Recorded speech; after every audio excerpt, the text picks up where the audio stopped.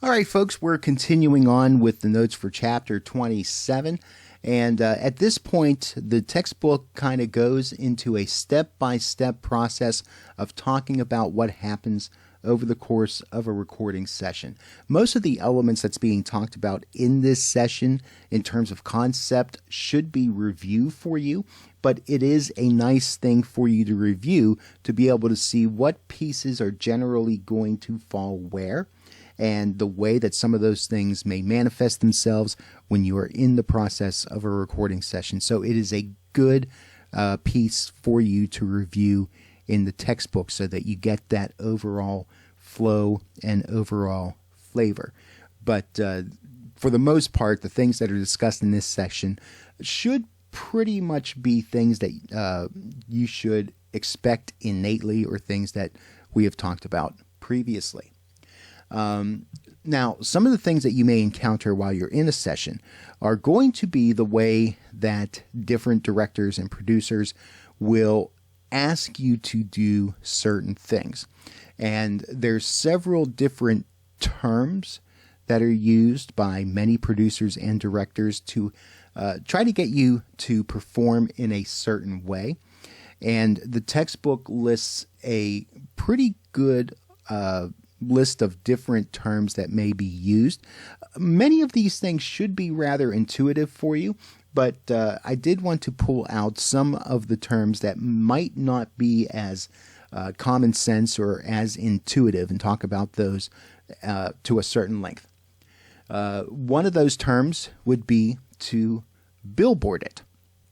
If you are asked to billboard a script, you're being asked to emphasize a word or phrase, and it's most always done with the name of the product or service. So almost kind of that idea of giving something a little bit of punch or a little bit of emphasis, but to billboard it is to feature it and maybe say it a little more differently than you would other parts of the copy. Bring it up or bring it down means increase or decrease the intensity or volume of your read, and this might refer to a specific section where compared to the overall script. So it's kind of creating that difference in the loudness or in emphasis, but not necessarily with loudness. So creating those different emphases on words, things that the producer or director really wants you to bring out. Button it would mean to put an ad lib at the end of the spot, maybe perhaps a short commentary on the things that you said, or a short reaction type of statement to what you've said, just to do something that would be kind of a natural reaction or comment to the things that were in the copy. Don't sell me. In other words, throw out the announcer voice. Relax. The read is sounding too hard sell. Generally, if you're being told don't sell me, they want you to become a little more casual or a little more matter of fact in the delivery that you're giving, as opposed to really pushing where someone can definitely sense that you're out to get something from them. Fade in and fade out, turning your head towards or away from the microphone as you are speaking, or actually turning your entire body and walking away. This is done to simulate an approach or an exit of the character in the spot. If you're familiar with any sort of 3D art, they talk about this in terms of perspective. So when you're doing a 3D drawing, things that are in the foreground are going to look differently from things that are in the background. Things that are to the left are going to look differently from things that are to the right. The same sort of idea is coming when we're talking about using our voice and where we are relative to the microphone. If we move our head or move our body in a different position on the microphone, it can create that perspective aspect where if we're talking off mic, it may sound like we are further away or that we are walking away, especially if we continue talking as we're walking away. So we're creating that perspective aspect with fade in and fade out. In the clear, delivering your line without stepping on other actors' lines. So it's that idea of basically waiting your turn.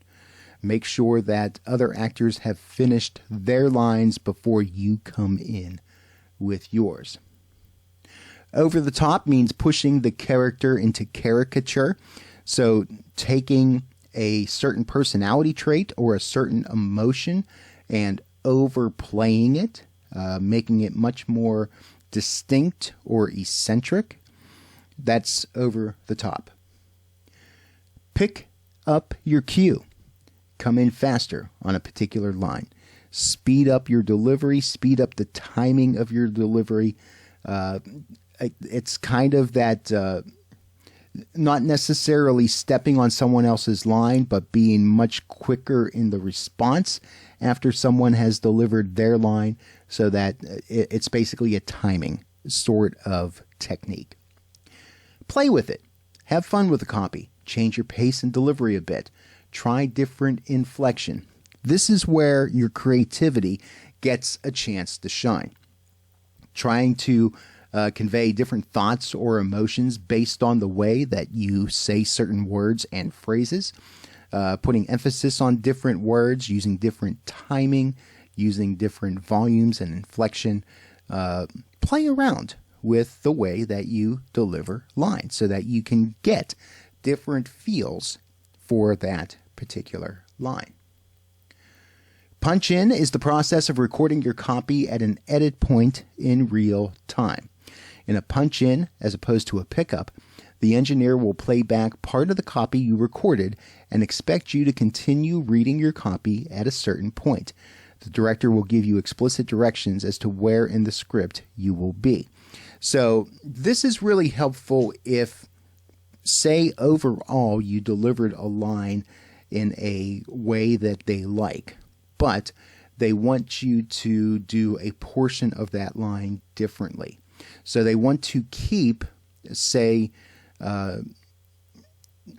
there's like 4 different sections of a sentence, and they want to keep the first 2 and the last 1. So they may have you do a punch in to re-record the third part of that sentence and do it in such a way that you get the type of sound that they're looking for, but that it's going to be congruent with the other things that you've already recorded in terms of timing and volume and scope and congruity and all those sorts of things. So you'll be able to hear what you had laid down already, and then when it comes time, you're going to be asked to redo the lines that they want to have redone. Read against the text. Reading a line with an emotion opposite of what it would normally be read. That should be R-E-A-D, not the color.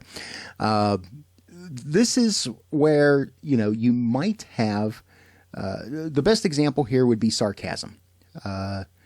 If you see someone with a really ugly or outlandish hat and you give what would normally be a comment, a compliment comment, saying, "Oh, that's a really nice hat." And if you're trying to show your disgust with that in such a way, you might say the line as, "Oh, that's a really nice hat," in a sarcastic sort of tone. But there's many ways that you can change the emotion of something outside of sarcasm as well. So it really depends on the script, what's being looked for. You might deliver a sad line with a happy voice or vice versa, whatever is being called for at that moment. Stepping on lines. So this is kind of the opposite of what we talked about earlier. This is the idea of starting your line before another actor finishes theirs. So it's almost kind of interrupting somebody, but not completely, where you're not forcing them to stop in their tracks. They continue to complete their thought while you come in maybe kind of half a beat before they finish and start delivering your lines.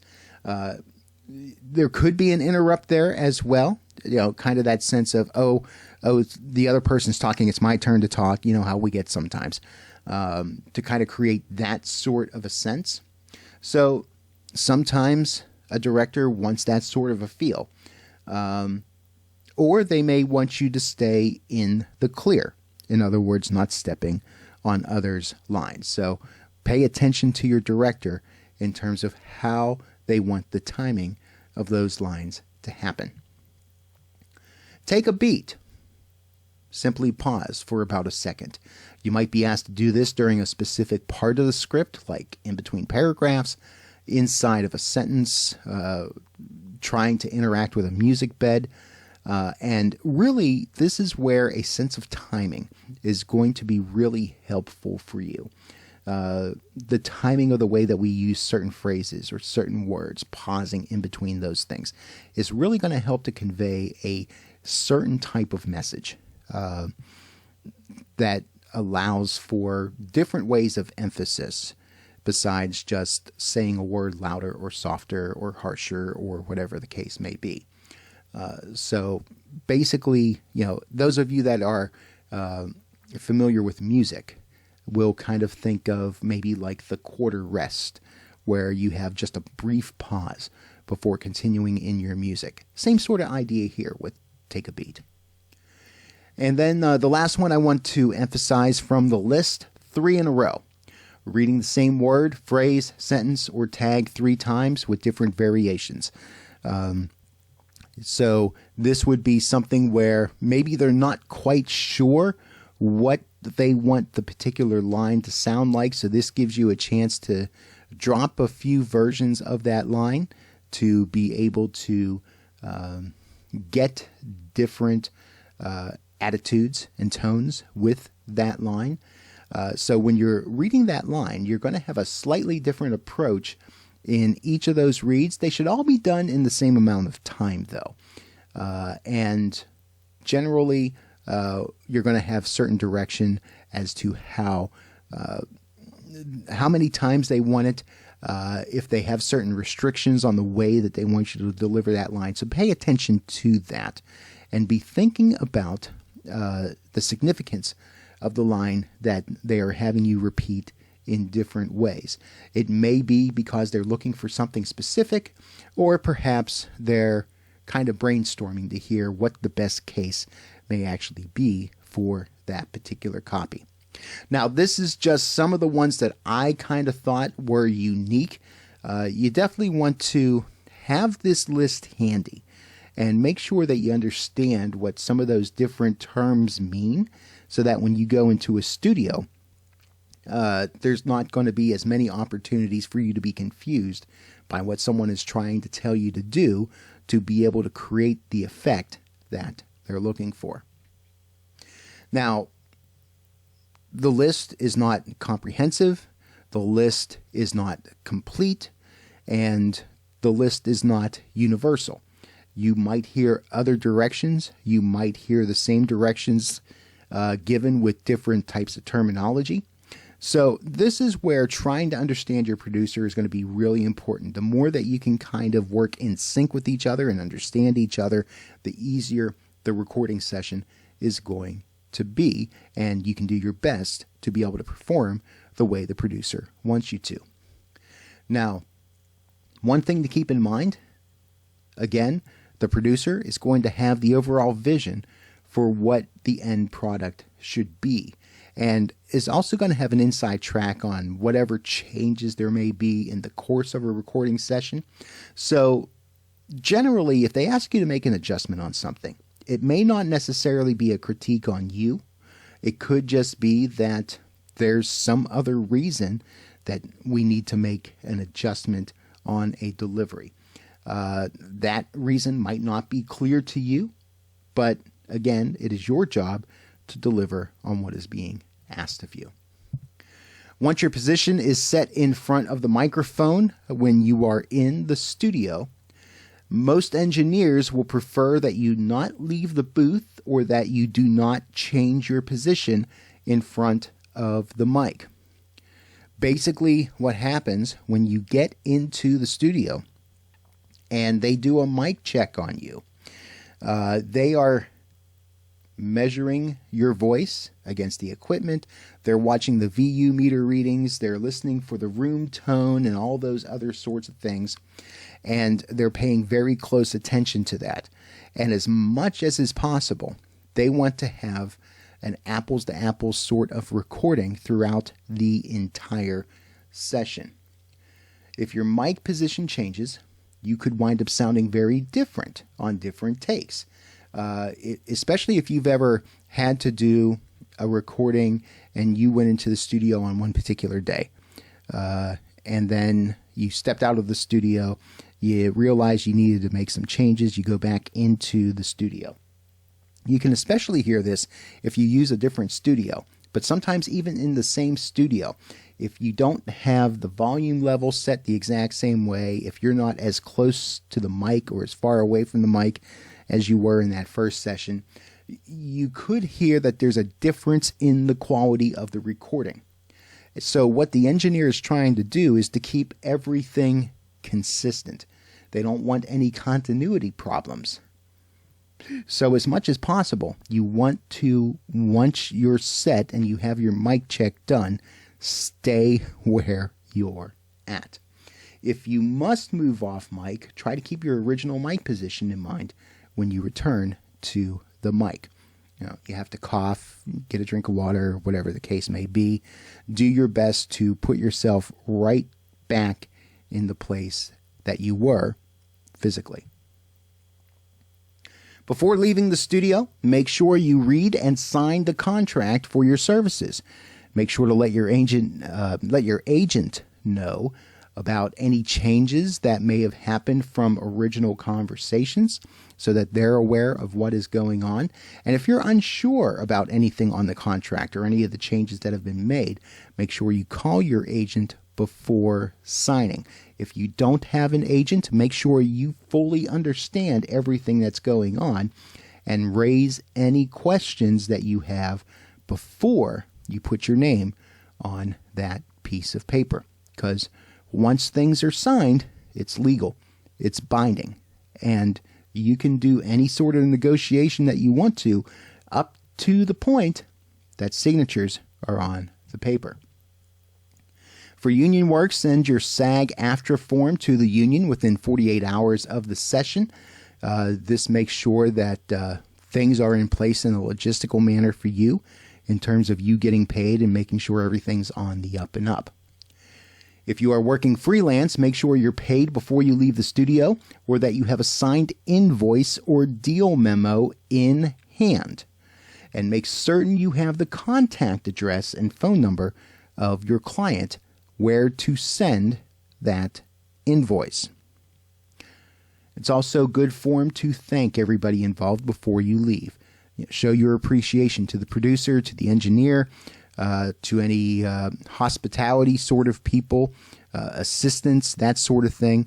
The more cordial you are, the more respectful and appreciative you are, the better it's going to be for you, leaving a good positive impression on the people that you're working with, and the more likely that you will be remembered for any potential future work.